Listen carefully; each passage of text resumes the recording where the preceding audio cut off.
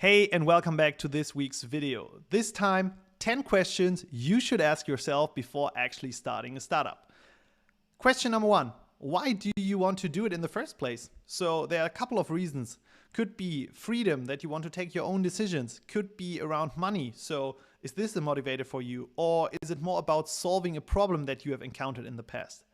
The better you know why you want to actually do it helps you a lot during the time of building your business, going through challenging times, but also writing down the goals that you have for yourself. Question number 2, what problem are you passionate about? Good example was one of my previous companies. So in the education space, I was trying to pass the university exams, but it was really hard. So we were building a company that was creating a modern form of tutoring, and I knew exactly what the problems of the customer group were. And I also knew what kind of solution I wanted. So it was quite easy to build the business around that. And I can only encourage you to also write down the problems that you are passionate about solving.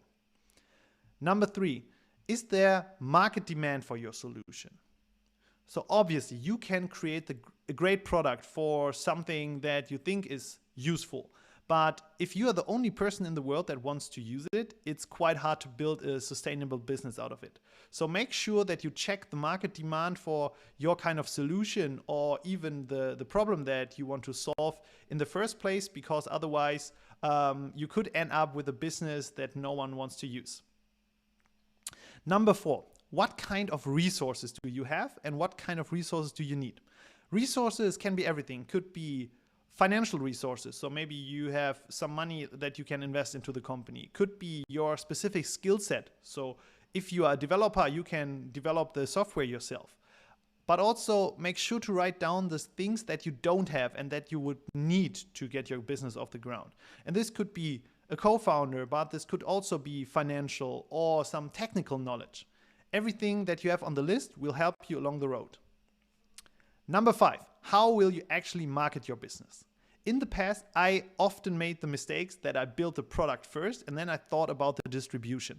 Nowadays, I would always do the distribution first. So how will I tell the people about my product?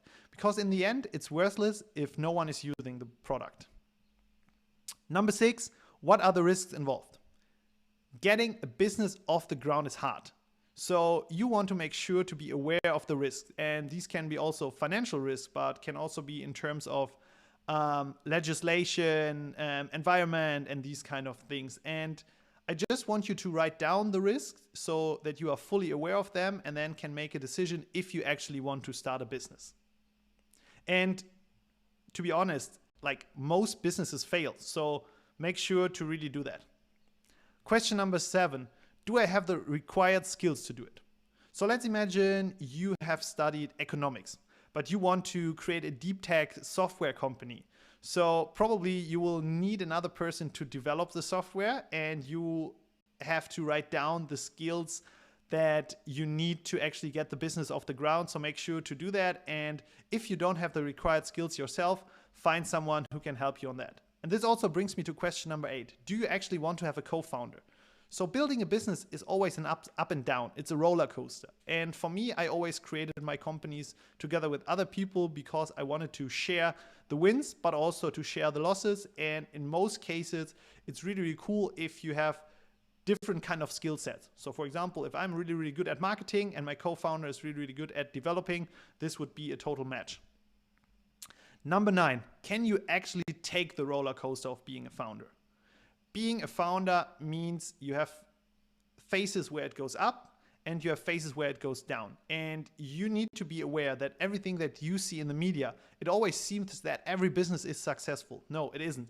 And also you have to go through the hard phases yourself, and I can guarantee you that. So are you actually motivated enough to do it? And question number 10, what are your goals? So make sure to write down what the goals are with your company.